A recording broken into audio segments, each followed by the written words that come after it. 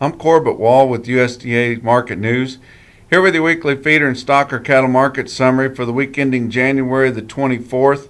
We had feeder cattle and calves over 600 pounds selling steady to $2 lower, and it looks like these markets are just starting to kind of level off really at these new highs, and we've just got to the point where these buyers are running out of people to send cattle to at these price levels.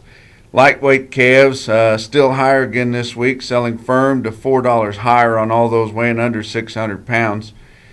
Heavy receipts this week, big auctions all across the country, especially in the Midwest, the heart of the Midwest there.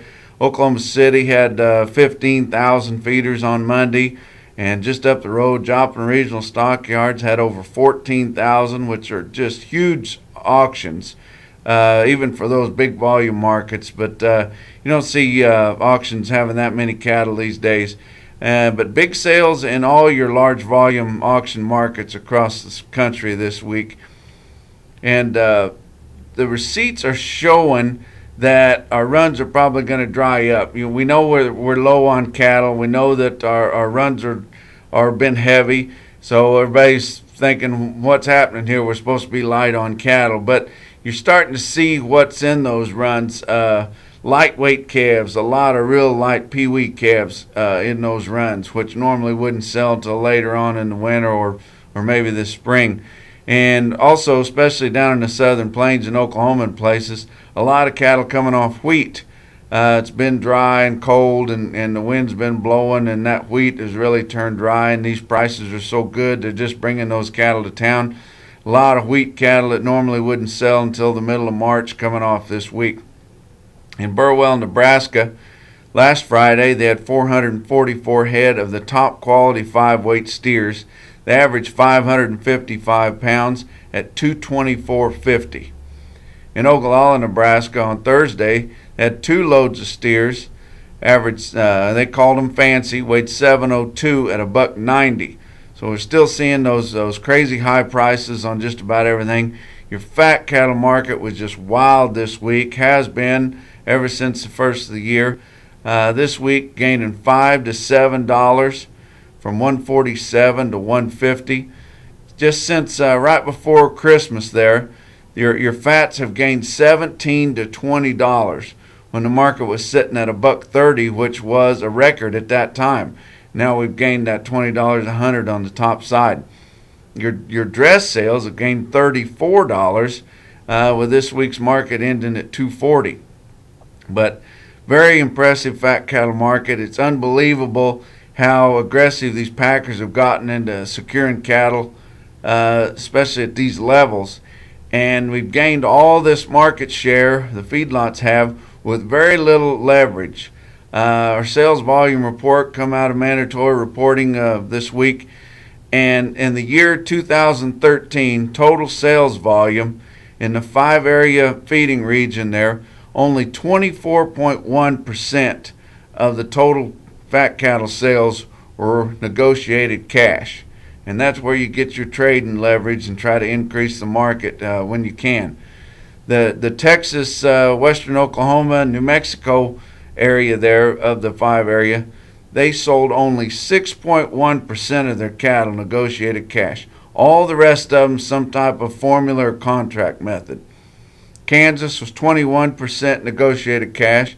Nebraska 36.4% negotiated cash, and Iowa with all the farmer feeders up there, as you would expect, over 54% negotiated cash sales, which gives them a little bit of leverage in the trading. But still, we've gained a lot of market share just on sheer tightness of numbers. Box beef values really jumped in the last 2 weeks, kind of topped out this Wednesday afternoon at $240.05 on choice boxes, which is, of course, a record, and probably is going to be the record and the spot we look back to for a long time. But the packers are reportedly still making some money on these cattle. And your feedlots are making a lot of money, and they need to make a lot of money. Haven't made a lot of money in a long time, and all the backgrounders and the cow-calf guys are tickled to death that they're making money.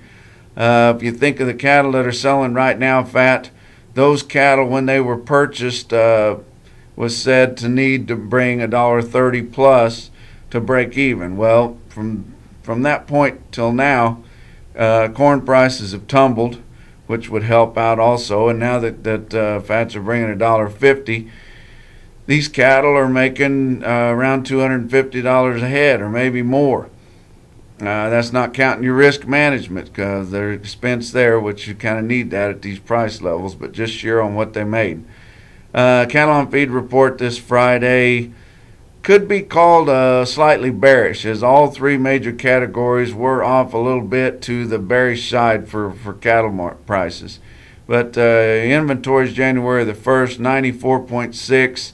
The average guess was around 94. Placements come in at 101, which was a little bit surprising, as the average guess was just over 98.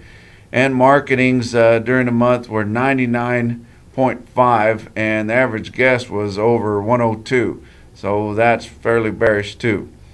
Regional weighted averages this week in the north central states, a 7-weight steer cost you $173.81. compared to $173.78 last week and $144.96 a year ago. Down to south central states, a 600 to 700 pound steer cost you $180.85 compared to $180.12 last week and $151.94 a year ago. And down in the southeast, 4 to 5 weight steer cost you $202.88 compared to $202.23 last week and $170.98 a year ago. That wraps up your feeder and stocker cattle market summary for this week. Apologize for having to make this video on the laptop here, but check out our website for more market information at marketnews.usda.gov. And from the Regional Market News Office in St. Joe, Missouri, we'll talk to you next week.